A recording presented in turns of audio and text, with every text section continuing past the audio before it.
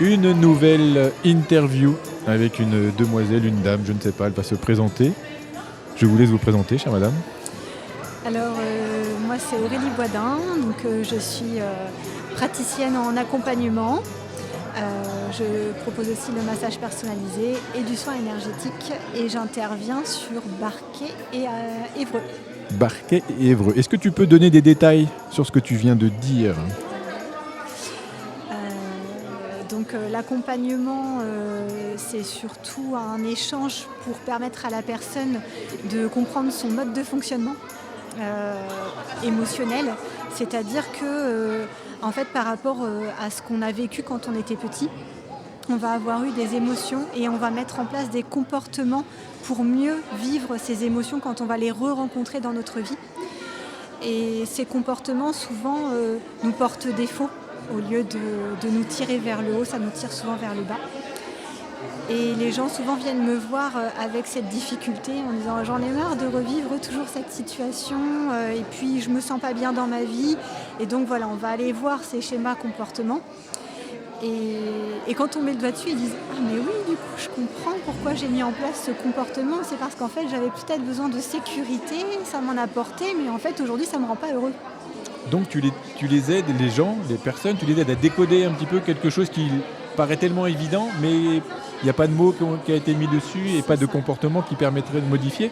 C'est ça. Et quand ils en prennent conscience, en fait, c'est une partie de la modification et de la transformation de ce comportement. Et ça fonctionne ? Et ça fonctionne. Cette modification, vraiment, ouais. Toi tu le vois, tu suis les personnes viennent te voir une fois, deux fois, ça dépend ? Ça dépend, en fait, ça dépend de comment le comportement il va être ancré souvent.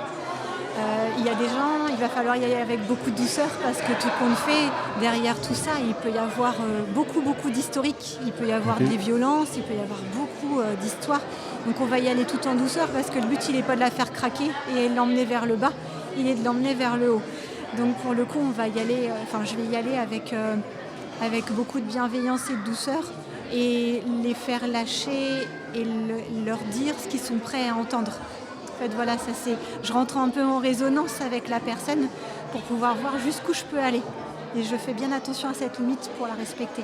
Donc, découvrir, écouter, comprendre pour arriver à accompagner. C'est ça. Ouais. Comment tu en es justement accompagné ? Comment tu en es arrivé là ? C'est inné chez toi ? C'est quelque chose que tu as travaillé ? Il y a une grosse partie qui est innée. Parce que quand je travaillais dans mon ancien job, en tant que salarié, en fait, il y avait toujours une chaise dans mon bureau et les gens s'installaient et venaient me raconter leur histoire. Sauf qu'à l'époque, j'étais pas payée pour ça. Naturellement, spontanément comme ça. D'accord, ok.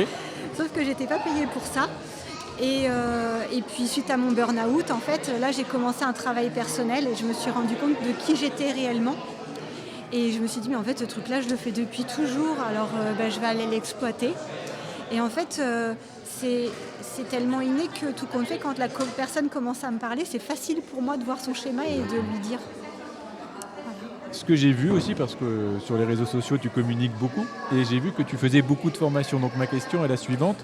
Pour pouvoir rester, on va dire, éveillé, pour pouvoir rester en capacité d'accompagner les gens, j'ai l'impression que tu dois faire beaucoup de formations. Est-ce que c'est le cas ? Ouais, je fais beaucoup de formations pour aller toujours plus loin dans la compréhension du corps humain.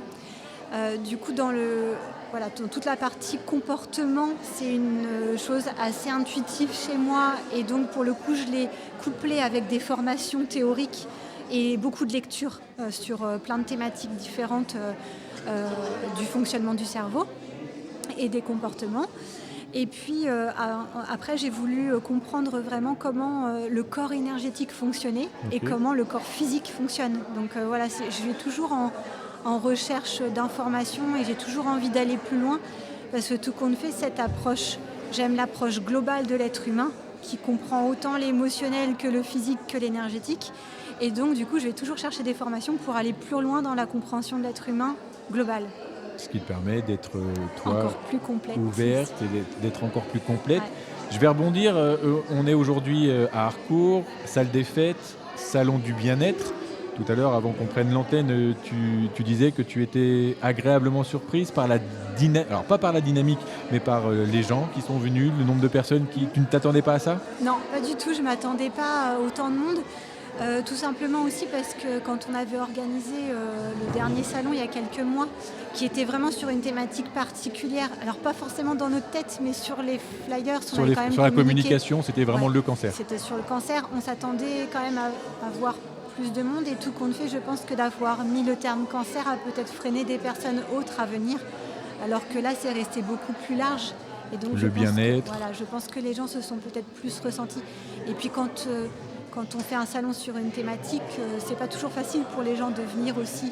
Je viens avec mon problème, le cancer c'est aussi quelque chose, tout le monde n'a pas envie de l'étaler non plus à la vue. Et donc voilà, ça a été, je pense que c'est plus ouvert là au niveau de la cible de personnes qui pouvaient Oui, venir. le recentrage sur le bien-être, comparativement à ce dont tu parlais il y a quelques mois. Après aussi, peut-être à décharge de l'événement, vous avez quand même passé une belle journée. Réseautage aussi, parce que l'intérêt d'un salon, c'est aussi de pouvoir réseauter entre professionnels. Oui. Mais par rapport à l'événement lié au cancer, c'est peut-être aussi le fait qu'il y avait déjà pas mal de choses d'organiser. Pas forcément ici, mais Oui, sur cette aussi. thématique, c'était le thème du Il y avait plusieurs choses en fait. Il y avait plusieurs choses, ce alors peut-être week-end. que les gens, mais en tout cas là, moi ce que je vois et ce que disaient d'autres personnes qui sont passées avant toi, c'est cette dynamique qui s'est instaurée aujourd'hui, mais même en amont, dans la préparation, Oui. pouvoir mobiliser chacune, venir, pourquoi venir, être ensemble. Est-ce que pour toi c'est une force aussi de pouvoir travailler avec d'autres professionnels, un réseautage, mailler un réseau? Ouais. Oui, c'est important parce que dans l'auto-entreprise, on peut vite se ressentir tout seul. Et moi, j'ai toujours aimé travailler en collectivité parce que je trouve qu'ensemble, on est beaucoup plus fort que tout seul. Et puis, on se tire tous vers le haut, en fait. On s'entraide. Enfin, en tout cas, on peut fonctionner comme ça dans certains groupes. Et moi, j'ai toujours aimé être entourée de ce genre de personnes. Je l'ai trouvé à la Maison du Bien-être quand j'étais avec eux sur Harcourt. Maintenant, j'en suis partie parce que j'ai intégré un réseau sur Évreux où on travaille exactement de la même façon. C'est se tirer vers le haut tous ensemble, fonctionner tous ensemble pour un bénéfice pour les clients. Donc au jour d'aujourd'hui, je travaille avec des ostéos, avec d'autres masseuses qui sont complémentaires à moi, avec sophrologie, etc. Et c'est pareil, en fait, c'est en travaillant ensemble qu'on trouve des solutions pour les gens. Et là où ça va encore un peu plus loin à chaque fois, c'est qu'au jour d'aujourd'hui, j'arrive à avoir une psychologue aussi qui comprend mon travail et qui m'envoie du monde en complémentarité. Et on espère le faire avec la médecine générale et qu'on fonctionne tous ensemble aussi au final dans le but que la personne aille mieux. Tu as dit la psychologue comprend ton travail. Est-ce qu'on entend par là qu'il y avait une incompréhension, une mauvaise compréhension de ton travail, de ce que tu faisais, pas de reconnaissance peut-être? L'énergétique, c'est un sujet un peu particulier parce qu'en fait, c'est abordé souvent d'une manière très... comment dire très, très ésotérique, enfin voilà, on va parler de choses qui ne parlent pas à tout le monde. D'accord. Voilà. En tout cas, souvent, elle est présentée de cette manière-là.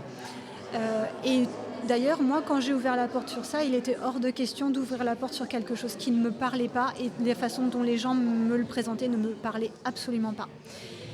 Je suis une scientifique de base, donc il a fallu que je décortique. Et du coup, j'ai repris des lois physiques, j'ai repris toutes ces lois-là et j'ai regardé tout ce soin énergétique, tout ce qu'on pouvait faire par rapport à ces lois. C'est ce que j'ai présenté ce matin à la conférence sur le magnétisme naturel. Et tout compte fait, je me suis rendu compte que si on veut l'expliquer de manière scientifique, c'est tout à fait faisable. Il suffit d'ouvrir les bons livres et de regarder les bonnes choses. Pardon, excuse-moi. Et c'est ça, en fait, qui me permet aujourd'hui de travailler avec des praticiens plus dans le domaine médical, parce que pour le coup, j'arrive à adapter mon dialogue par rapport à eux et même par rapport, d'ailleurs, je suis une personne qui reçoit beaucoup d'hommes dans le domaine du bien-être, ce qui est plutôt assez rare, parce que pour les hommes, c'est difficile, les émotions, pour certains en tout cas. Et donc ils viennent vers moi parce qu'ils me le disent d'ailleurs tout seuls. Aujourd'hui, il y a encore beaucoup qui l'ont dit, parce qu'en fait j'ai une façon de présenter les choses rationnelles et donc du coup pour eux ça leur parle. C'est plus rassurant. Ouais. D'accord, oui, on est moins pas dans l'ésotérisme en se disant l'énergie, tu vas faire quoi, poser tes mains sur moi et tu vas transmettre quelque chose. Très bien. Moi j'aime comprendre et du coup me permettre, quand je comprends, après ça me permet d'expliquer aux autres et donc du coup ça les rassure aussi dans la pratique. Je pense que là, tu as pu expliquer plus clairement, en tout cas pour les personnes qui ne connaissaient pas ton activité. Merci d'avoir pris un moment après avoir passé une journée à beaucoup, beaucoup parler, en plus de la conférence. Merci Aurélie, à plus tard. Merci à toi.